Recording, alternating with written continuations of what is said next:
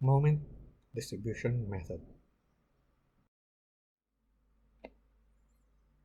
Example number 2, we have the following consisting of joints A, B, C, and D, and we solve for the stiffness using the equation for EI over L using their corresponding lengths. So we have the K, the stiffness of each member. Next, we compute the moment, fixed end moments using the standard formulas for uniform load and concentrated load. Take note of the signs: negative counterclockwise and positive clockwise.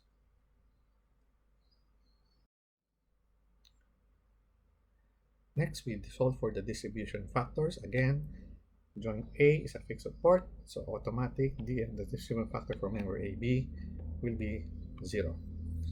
Joint D is a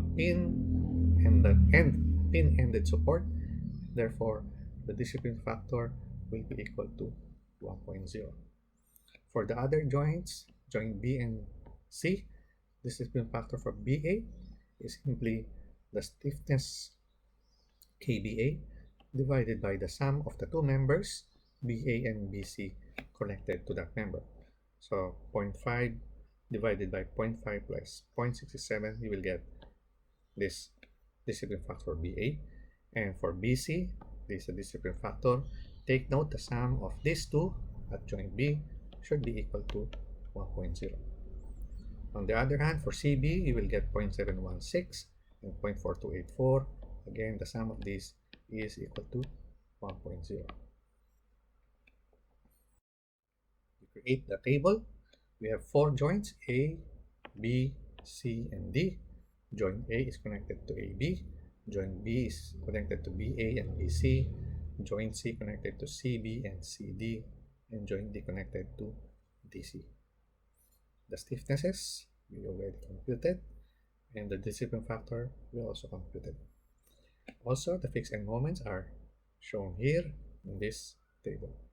So we balance again the moments again for joint A. Since this is a fixed support, then the balancing moment will be 0 because the dF there is equal to 0.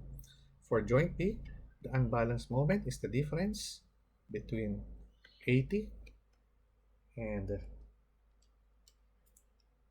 negative 102.5, which is negative 32.5. So you apply the opposite direction, 32.5, multiply it by the dF for BA, and you will get 13.92459. And 32.5 multiplied by 0.572, you will get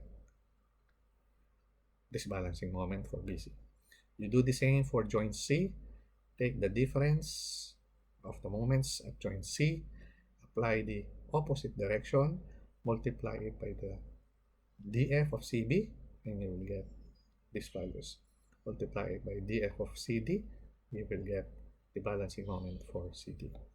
And in joint D, we have a dF is equal to 1, so you simply apply the opposite direction. Next, carryover moment. AB will go to BA, BA will go to AB, BC will go to CB 1/2, and then CB will go to BC also. CD 1/2 will go to DC, and 1/2 of DC moment will go to CD. Okay, and then balance again. So we have completed already 2 cycles, and then you simply repeat the procedure. Let's say up to 5 cycles, and then take the sum of the moments from cycle 1, you will get the final moments. So cycle BA, you will get this moment, BC, CB, CD, and DC. Again, the sum of the moments at the joint for equilibrium will be 0.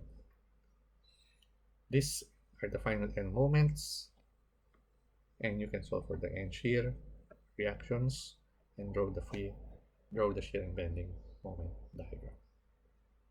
That completes the analysis for this problem. This is the same problem, but this time using 12 cycles just to show for comparison. These are the end moments for 5 cycles. These are the end moments for 12 cycles. And you will notice there is not much of a difference in the final end moments.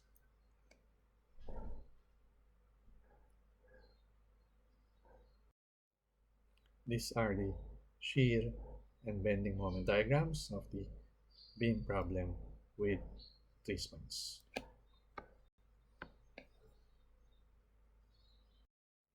Now, for this example, what is special about this problem is how do you treat a member with an overhang like so. You will notice joint A is a free end and joint B is a pin support. If the member has a free end like so, the stiffness of that member will be equal to 0 because if you apply a moment at joint B, there will be no resistance. So at joint for member BA, the stiffness is equal to 0. So the distribution factor is equal to 0 also, as shown. Next, the moment applied at BA is just equal to the moment at the free end multiplied by the distance. So 400 times 10, you will get 4,000 pounds per foot. This is the value that you substitute in the fixed end moment for member BA. The rest will be the same as a normal moment distribution method. So you apply the fixed end moment for BC using WL squared over 12. You distribute the moment, you apply the carryover moment, distribute again until you complete the procedure and obtain the final end moments. You will notice the final end moment for BA is just equal to the moment at the overhang.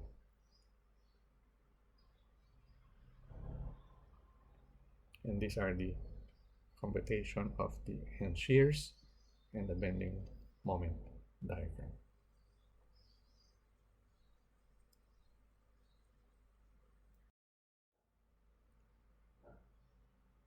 These are video tutorials. If you want to learn more about moment distribution method, these are some suggested links for tutorials. And if you want to automate the moment distribution method specifically for your problem set, you can watch this video. They're also available online resources in the internet. Thank you very much for your attention.